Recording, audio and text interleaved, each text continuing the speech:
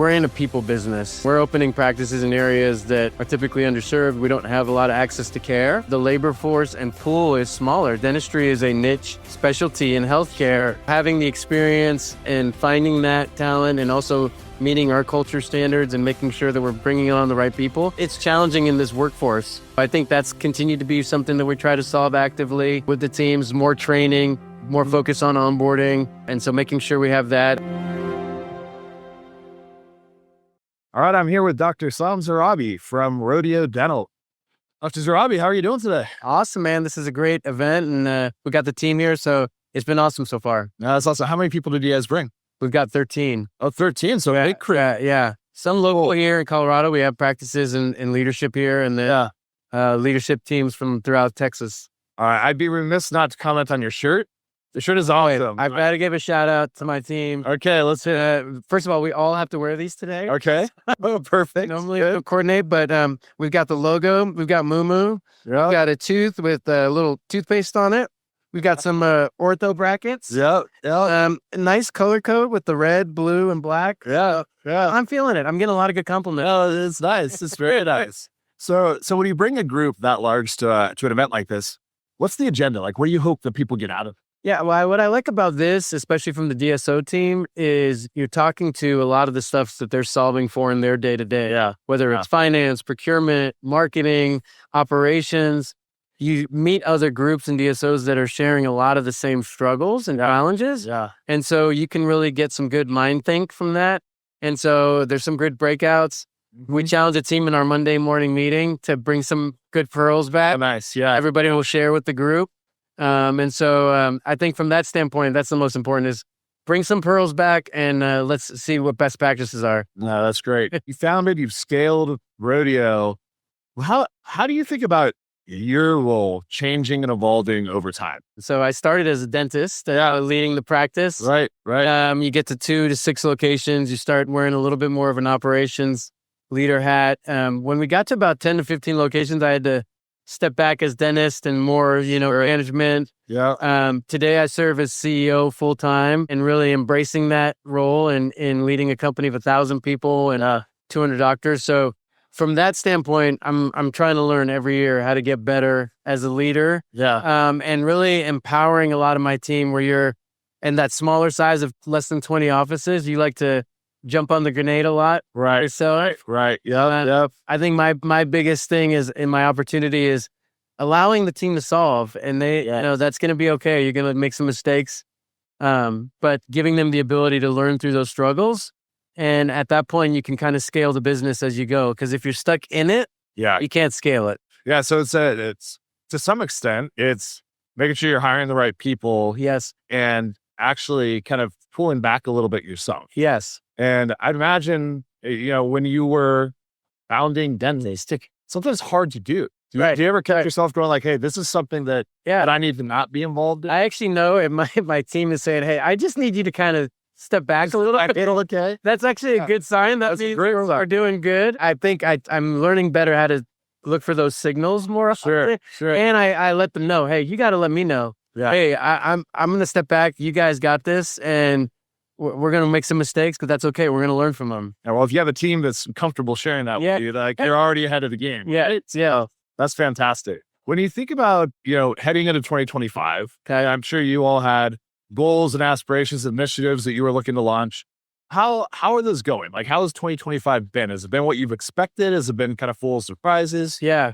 Well, the last 5 years have been full of surprise. Every year, like 100 years of surprises. But actually, this year has been incredible. So we set the year to start off with a big initiative. Okay. And it was around patient flow. Yeah. And really honing in on the patient experience and studying the patient journey and really connecting that to wait times. Yep. With the goal of reducing our number one complaint from our patients, which is wait time. Wait times. Wait time, number one. Hands down, across the board. Maybe across the country. I mean, you might see that, but for us, it's wait time. So we wanted to attack that.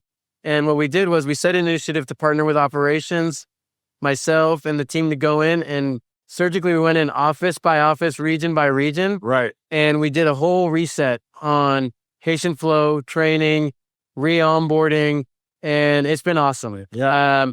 Both from a cultural perspective, but also just getting the team back down to the basics. We've reduced wait time upwards of 20%. Oh, wow. Throughout, and the patients are letting us know. I bet. And so that's when we know we're doing the right thing. I would imagine pediatric dentistry wait time is more critical than in adults because, you're sitting there managing your family of 3 children waiting for the dentist. Right. You want it to happen as quickly as possible. Yes. When you were doing your analysis of it, like, of course, you had the anecdotal information that people would complain about it. Right. So you can take that and realize that, like, there's a problem. But when you started to really dive into the numbers, was there anything that surprised you? Did it vary a lot by practice? Was it generally consistently across the board where you just feel like this is always too long? Yeah. What were some of the findings? So it was a multitude of areas, but a lot of the same themes. So I would isolate down to like 5 of the same themes. Sure. One would be, we're not case selecting the right way on the right day. So how you set your day up is critical to the success of how those 8 hours go. Yep. So if you don't set it up right, not going to happen. The basis of the importance of a morning meeting, a morning opportunity meeting, and what are you doing in that meeting? Are you assigning rooms throughout the day? If specialties there, making sure, everybody's got their lanes. Some of that would have to be retaught. And then a lot of the communication basics, both with the patient so that they stay for treatment, and with the teams in terms of how they set that up between the front and the back. Yeah. And so as soon as we got underneath, and that's why I liked going office to office. Right. Because it was almost like these mini town halls with the team, and we were getting it all out, right? Sure. Some of it was the doc, some of it was the team, some of it, was laughter, some tears, but at the end, we all learned something, and we're like committing to making the patient experience better, and it's worked great. Now, when you talk about improvements in communication, yes, you have how many offices now? 40 plus? 50. 50. Yeah. So there's a lot of change management if you've identified that there is a way that you can more effectively communicate within the practices, with the patients, with the parents. How do you roll something like that out at scale? Yeah. And look for people to actually internalize it and use it? That's a great question. I actually learned a lot this year. I got to give a shout out to my President and Chief Operating Officer, Suzanne Jackson. Who's been on the team. You met her. She's great. She's incredible. Absolutely. It comes from 20 plus years of experience with HCA and really understanding large scale and operations and change management. Sure. Historically, what I would do is we would go in, myself and my founding partner, and we'd go teach a day, and then it would be kind of like, all right, guys, you got it? And expect that it would, and that works when it's smaller. Sure. 20 years low, you can like stay on top of it. Yeah. At scale, what we did was Suzanne's like, no, we're going to have 2-week follow-up calls every morning, 15-minute intervals, check-ins with all the offices that we went to. Yeah. So we had them in groups. Okay. We would only do maybe 3 to 5 at a time because that's what you can manage. Yep. And every morning for about 45 minutes to an hour, we're on the phone with these teams and we're solving literally day-to-day stuff and teaching them along the way. Right. So it's the teaching that one session. Yep. And then the follow-up. And the follow-up, and the follow-up. So that's the reinforcement. The reinforcement, and then setting up some basic KPIs that we can review each week and each month. And then having a little fun, right? Celebrating the wins. With the teams. Well, you guys are good at celebrating the wins. Is it the town halls? Yeah. Come back on. Yeah, it was a good time. Wednesday. I feel like I got to go to a really special one. It was when Dr. Dorfman was on that time. So yeah. Yes. So that's the time. So you do those monthly. Yes. And that's across all offices. Yes. And even as you scaled and got large, you've grown to 50. Yeah. That's still like a non-negotiable. It's still absolutely. The teams have loved it. We have some different segments now. So team appreciation. Next week, we're going to be celebrating our ortho bashes for the month because some are back to school. Yeah. We're going to celebrate some of the students that we sent to LEAP. So with Dr. That's good. Yeah. So we're going to bring them on and interview them. Very cool. And then team members in Lower Valley in South Texas came up with a doctor appreciation segment. And so they're actually going to be sharing that. We'll sit back and enjoy, but the teams have loved it. And it's very cool. It's a good show. Yeah, absolutely. You're welcome anytime. Thank you. No, I appreciate that. Does everyone consist of neon lights and dressing up, or is that just one? I wasn't sure. I was like, this, they can really put a lot of work in. Yes, every single one consists of bells. Okay. So that's a staple. That's the staple. Yeah. All right. Yeah. All right. The neon lights is maybe once or twice a year. Okay. That was like a special That's back- occasion. All right. Yes. I really, Here we are. So we've got back to school. We're doing a Saved by the Bell okay. theme. Yeah. So there's a bit of neon built in. You know, the neon is in the 90s. It's like the right? 90s. Yeah. Yeah. 100%. All right. Well, we'll just find one of those again. I appreciate the open invitation. So, when you're looking at the rest of this year, and there's always headwinds in dental, always challenges. You guys are doing a great job scaling. You're obviously implementing change at scale, which I think is a huge challenge for a lot of groups. You're operationalizing things.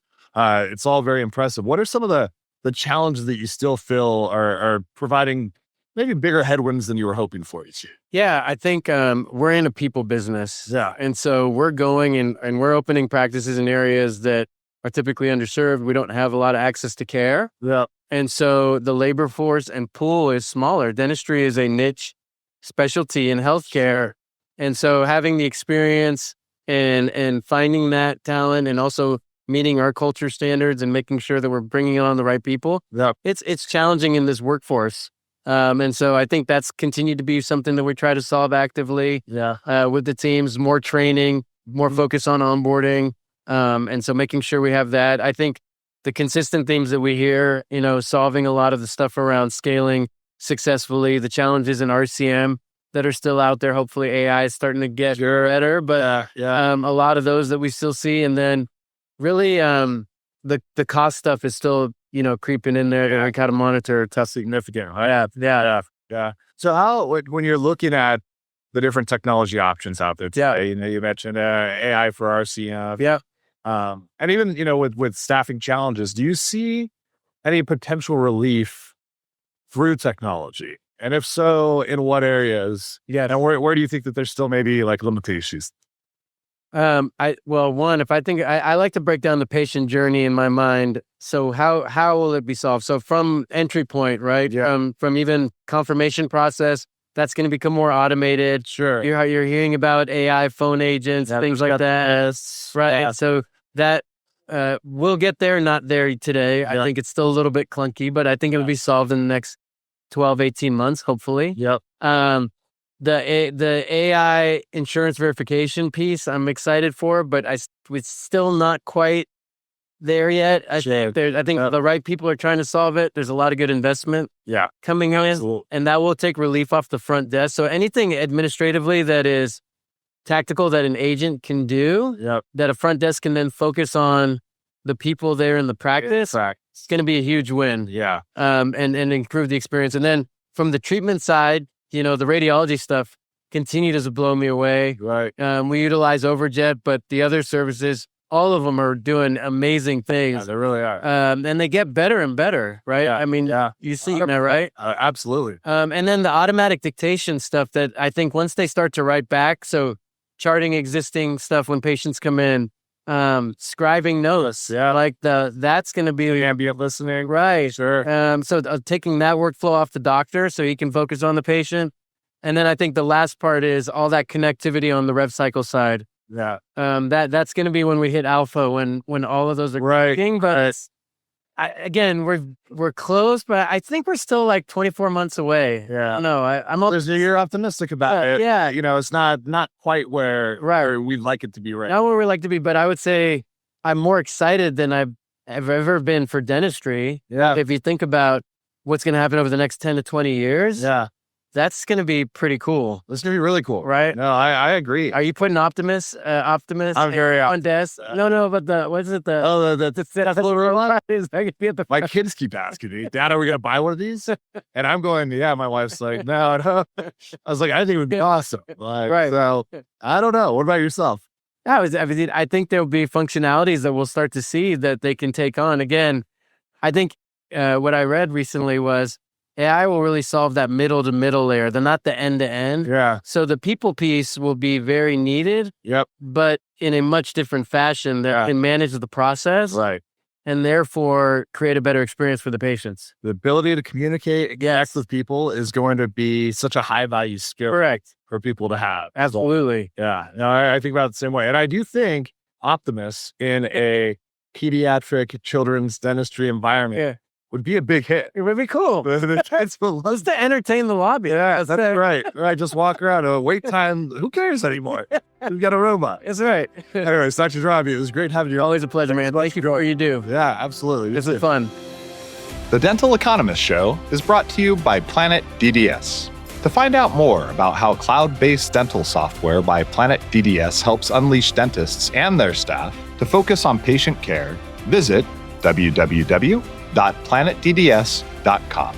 Stay tuned for upcoming episodes by following wherever you listen to podcasts. Thanks for listening.